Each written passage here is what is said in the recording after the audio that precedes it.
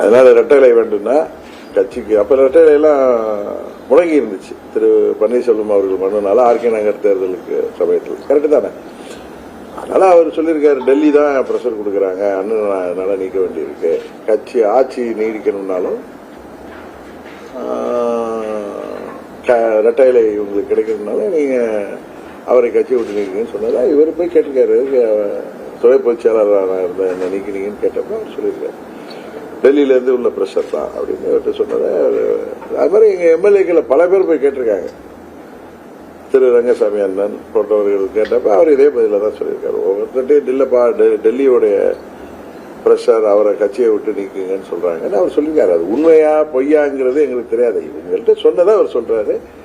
இதே மாதிரிதான் அவர் பொய்யா பேசி தன்னை சுயநலத்தில் இன்றைக்கு கட்சியை கையகப்படுத்தணுங்கிற நோக்கத்தில் அன்றைக்கு அவர் தொடர்ந்து செயல்பட்டு வர்றாரு. கட்சி நல்லா இருக்கணுங்கிறத தாண்டி இரட்டையை கையில் வச்சிட்டு இருக்கோம், நிர்வாக அமைப்பை கையில் வச்சிருக்கோம். இன்றைக்கு புரட்சித் தலைவர் காலத்தில் நான் திரும்ப திரும்ப சொல்றது, பொதுச் செயலாளர் பதவிக்கு யார் வேண்டுமானாலும் போட்டியிடலாம், அடிப்படை உறுப்பினராக இருக்கணும் அப்படிங்கிறது தான். அதை எப்படியெல்லாம் 2017 செப்டம்பர் 12 பொதுக்குழுவில் ஒருங்கிணைப்பாளர் இணை ஒருங்கிணைப்பாளர்ங்கிற பதவிகளை கொண்டு வந்து அதை பொதுக்குழு தான் தேர்ந்தெடுக்கணும் அப்படிங்கிற மாதிரி அந்த சட்டத்திட்டத்தை அடிப்படையே மாற்றினார்.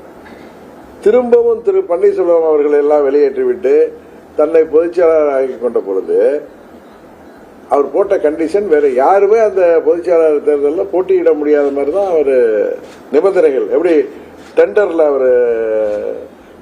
அவரு ஹைவேஸ் மினிஸ்டர் இருந்தப்ப அந்த 4 ஆண்டுகளில் பண்ணுவாரு.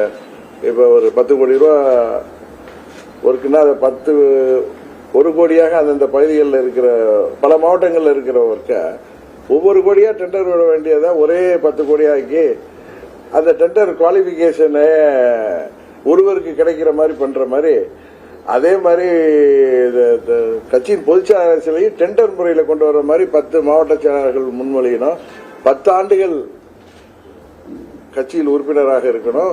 5 ஆண்டுகளாவது தலைமை கழக நிர்வாகியாக இருந்திருக்கணும். 5 ஆண்டுகள் தலைமை கழக நிர்வாகியாக இருந்தால்தான் போட்டியிட முடியுங்கிற மாதிரியா 10 ஆண்டுகள் உறுப்பினராக இருக்க வேண்டும். இன்னொன்னு 10 மாவட்ட செயலாளர்கள் முன்மொழியணும், 10 மாவட்ட செயலாளர்கள் வழிமொழியணுங்கிற மாதிரி தான் கண்டிஷன் போட்டு அவரே நிரந்தர பொதுச் செயலாளராக இருப்பதற்கான வசதிகளை பண்ணி வச்சிட்டு இருக்கப்ப அது அதிமுக இல்லைன்னு அதுதான் நான் சொல்றேன். இன்றைக்கு இருப்பது எடப்பாடி டிஎம்கே இடிஎம்கே தான். அது தேர்தலுக்கு அப்புறம் மீட்டெடுக்கணும்.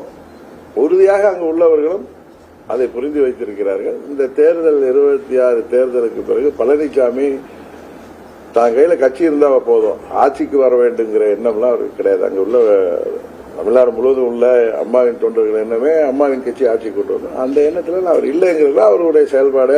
அண்ணன் ஓபிஎஸ் வெளியேற்றுறது, அவரை காலம் கடந்து விட்டது, அவர் பார்ட்டி ஆபீஸ் உடைச்சார், அதெல்லாம் ஒண்ணும் கிடையாது. இவர் சட்ட திட்டத்தையே காலி பண்ணிட்டாரு. அவரு திரு பன்னீர்செல்வம் அவர்கள் அங்க போனப்ப அவரை தடுத்து நிறுத்துறப்ப யாரோ அவர்களே கூட செய்திருக்கலாம்.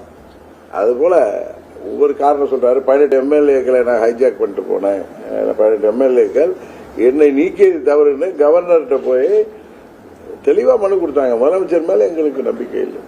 இன்னும் சொல்ல போனா பழனிசாமி மீது திமுக நம்பிக்கை இல்லா தீர்மானம் கொண்டு போது எதிர்த்து வாக்களித்தவர், அதாவது பழனிசாமிக்கு ஆதரவாக வாக்களித்தவர்கள், அது அவங்க தான் போய் அதை கவர்னர்கிட்ட முன்வைத்தாங்களே தவிர அவர் எல்லாம் போய் சொல்லி எப்படியாவது அந்த பதவியை தக்க வச்சுன்னு நினைக்கிறாங்க. அங்கு உள்ளவர்கள் இன்னும் எப்படி தூக்கத்திலே இருந்தாங்கன்னா இந்த முறையும் அவர்களுக்கு உறுதியாக 21 தேர்தலில் அவர்கள் என்ன நிலை அடைந்தார்களோ அதை விட மோசமான நிலை தான் இந்த முறை வருங்கிறது உண்மை.